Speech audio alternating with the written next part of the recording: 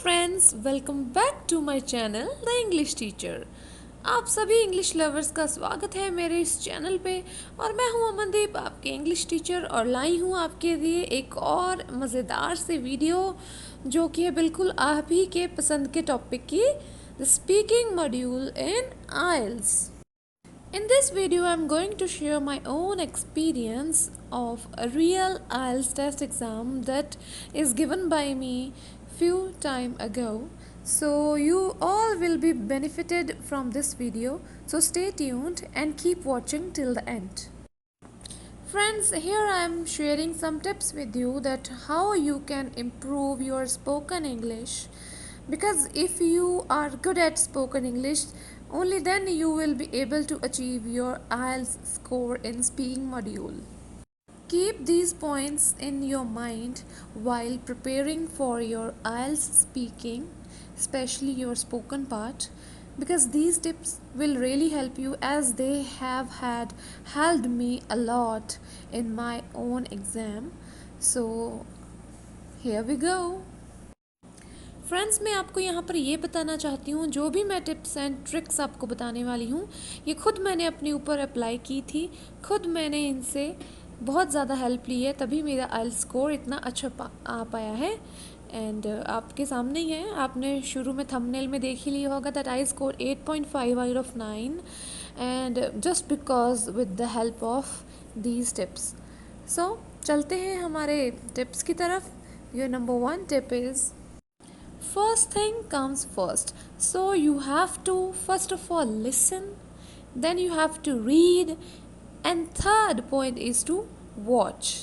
अब आप सोच रहे होंगे कि ये क्या चक्कर है, लिसन रीड वॉच। ये कोई चक्कर नहीं है। अगर आपको सच में अपनी स्पोकन इंग्लिश सुधारनी है, अपना स्पीकिंग मॉड्यूल सुधारना है, तो उसके लिए आपको ज़रूरी है कि आप ज़्यादा से ज़्यादा इंग्लिश सुनो, ज़्यादा से ज़्यादा इंग्लिश पढ़ो, और हो सके तो जो भी आप कुछ देखते हो ऑनलाइन या टीवी पे, वो सारा आप इंग्लिश में ही देखो सुनो, ताकि आप जो इंग्लिश को जल्दी से ग्रैस्प कर पाओ, आपको पता चले ये कौन से वर्ड्स हैं, किस तरीके से कौन सा सेंटेंस बोला गया है। तो कुछ सेंटेंस आपको ऐसे ही याद हो जाएंगे। तो ये सबसे पहली चीज़ है कि आपने सुननी भी इंग्लिश है, पढ़नी भी इंग्लिश है, और कोशिश करनी है कि अपनी रीजनल लैंग्वेज के चैनल्स को छोड़ के आप इंग्लिश में देखें। जो भी आप देखना पसंद करते हो, ऑनलाइन देख सकते हो, यूट्यूब पे, एनीवेयर, इट्स योर चॉइस। तो आपने जो आपको पहले जो 3 काम करने को बोले, आपने जब कर लिए, आपने जब इनको करना शुरू कर दिया, मीन्स आपने लिसन रीड एंड वॉच, जो आपका फर्स्ट स्टेप है, उसको आपने अडॉप्ट कर लिया अपनी लाइफ में। सेकंड स्टेप जो आपने जिस पे मूव करना है वो ये है कि आप जो डेली अपनी लाइफ में, डेली रूटीन में जो कम्युनिकेशंस आपके होते हैं, आप जिससे भी बात करते हो, try to speak more in English language, try to use more English words so that you will be able to form sentences easily. और देखना, जब आप अपनी डेली रूटीन में इंग्लिश लैंग्वेज को यूज़ करना शुरू कर दोगे, किसी के साथ भी आप इंग्लिश में बात करना शुरू कर दोगे, चाहे वो सामने वाला आपको कि जिस भी लैंग्वेज में रिस्पॉन्ड करे, आपको खुद ब खुद सेंटेंस फॉर्मेशन आ जाएगी। और वो कैसे आएगी? तो वो आएगी जब आप अपने सेंटेंस फॉर्मेशन को करेक्ट करोगे। करेक्ट कैसे करोगे? पहले जब बोलोगे तभी तो पता चलेगा कि मैं क्या बोल रहा हूँ, या मैंने कुछ गलत बोल दिया। अपने आप को फीलिंग तो आ ही जाती है कि हाँ, कुछ गड़बड़ी हो गई है। अगर आप मोर ऑफन इसको यूज़ करना स्टार्ट कर दोगे इंग्लिश को अपने डे टू डे लाइफ में, अपने रूटीन में, तब देखना आपको खुद ब खुद पता चलने लग जाएगा कि अगर आप कोई बात है, कोई काम है, आप रोज़ आपने किसी से वो पर्टिकुलर बात करनी ही है, अगर आप उसको इंग्लिश में करोगे तो आपको फिर आपके वो मुँह चढ़ जाएगी बात। जब भी आप वो बात करने लगोगे, या जब भी उस बात के रिलेटेड कोई क्वेश्चन आपसे पूछा जाएगा, तो ऑटोमेटिकली आपका आंसर जो है वो इंग्लिश में ही आएगा। एंड देखना वो करेक्ट आएगा, बिकॉज आपकी खूब सारी प्रैक्टिस ऑलरेडी हो चुकी होगी आपकी डेली लाइफ में, आपके डेली रूटीन में। तो फ्रेंड्स, हमारा नेक्स्ट पॉइंट है that we have to avoid using big and difficult words while practicing spoken English. जब भी हम स्पोकन इंग्लिश का आइल्स स्पीकिंग की प्रैक्टिस करते हैं तो हमें क्या अवॉइड करना चाहिए? इंग्लिश के बड़े बड़े एम्बिगुअस डिफ़िकल्ट जिसके मीनिंग हमें क्लियर नहीं है, वो वर्ड्स से हमें दूर रहना चाहिए, उनको हमें अवॉइड करना चाहिए। इंस्टेड हमें सिंपल सेंटेंसेस यूज़ करने चाहिए।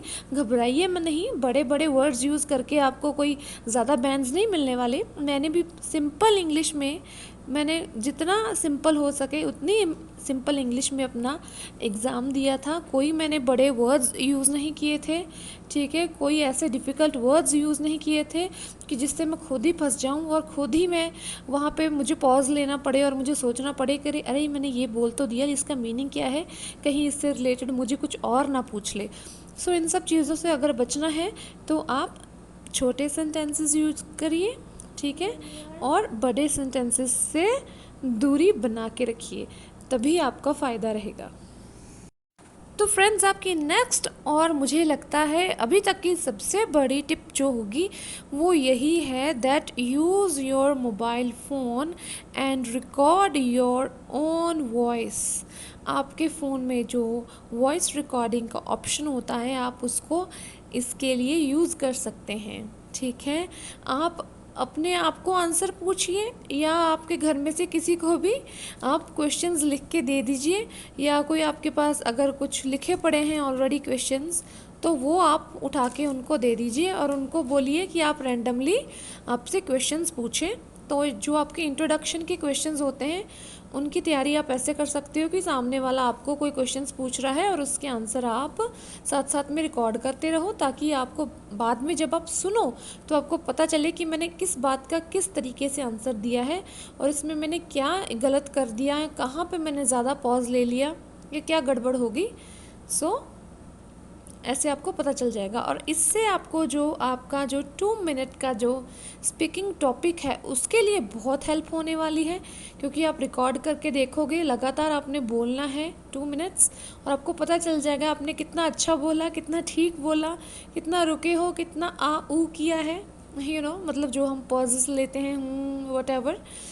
तो इस सब से आपको काफ़ी फ़ायदा होने वाला है। So use your mobile phone, use the recording option, इससे आपको बहुत फ़ायदा होने वाला है।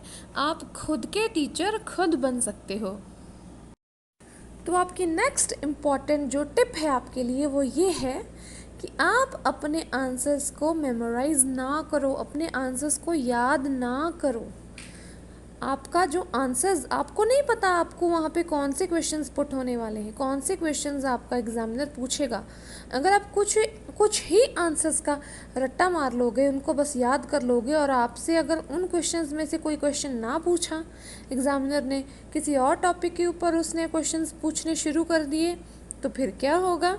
इसीलिए सेंटेंस फॉर्मेशन अपनी सही करिए, try to speak more in English, try to use more English language, but don't try to memorize your answers, क्योंकि ये रट्टाफिकेशन, ये रट्टा आपको बिल्कुल भी काम नहीं आने वाला, ठीक है जी।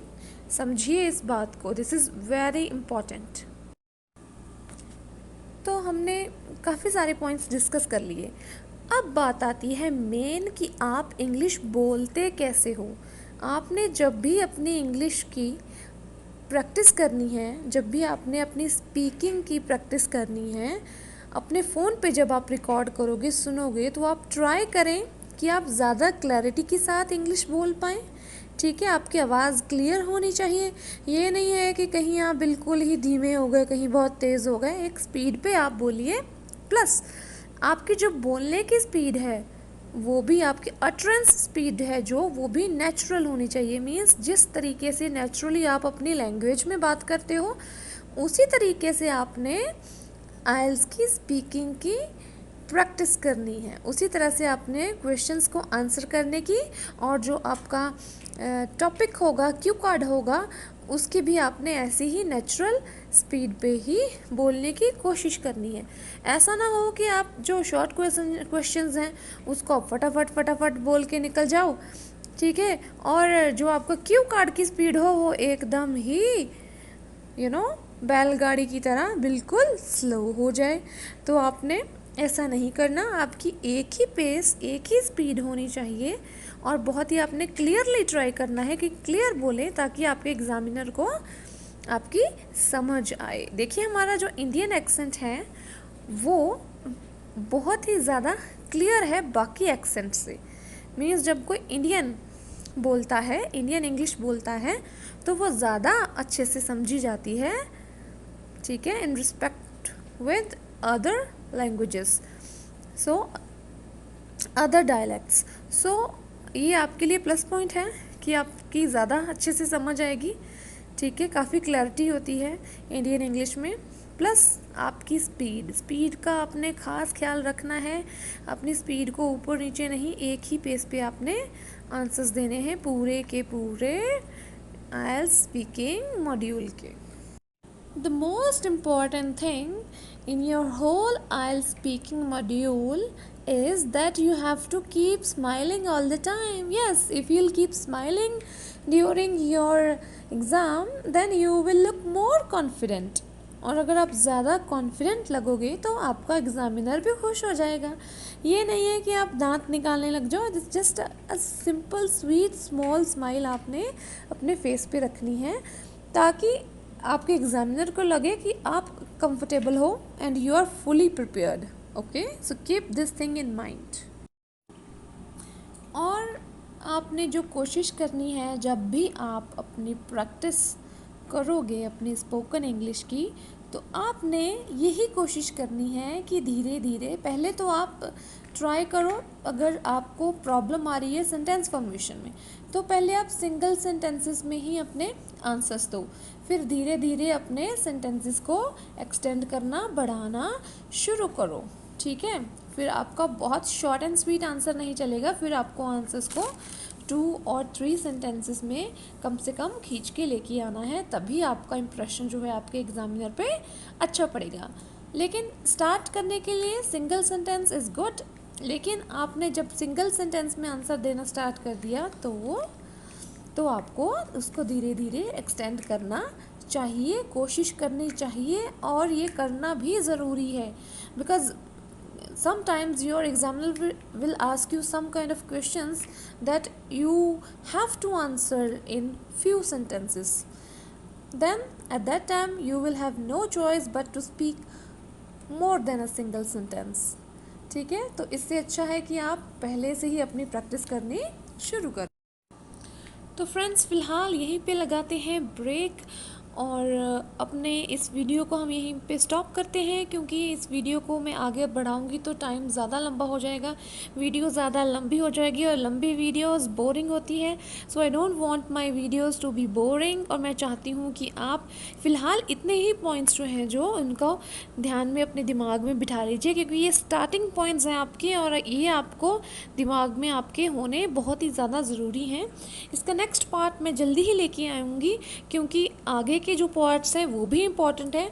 ये पूरे पॉइंट्स जब जुड़ेंगे तो आपको एक पूरी इमेज, एक पूरी आईएलटीएस स्पीकिंग की टेस्ट की जो है क्लियर हो जाएगी इमेज की, क्या होता है, कैसा होता है, आपने कैसे अटेम्प्ट करना है। प्लस मैं आपके लिए और वीडियोस लेके आऊँगी जिसमें मैं आपको क्वेश्चंस के आंसर फॉर्म करके बताऊंगी कि आपने इस क्वेश्चन का इस तरीके से आंसर फॉर्म करना है। प्लस मैं आपकी क्यू कार्ड्स में और जो एक्सटेंडिंग क्वेश्चंस होते हैं उसमें भी हेल्प करने वाली हूँ।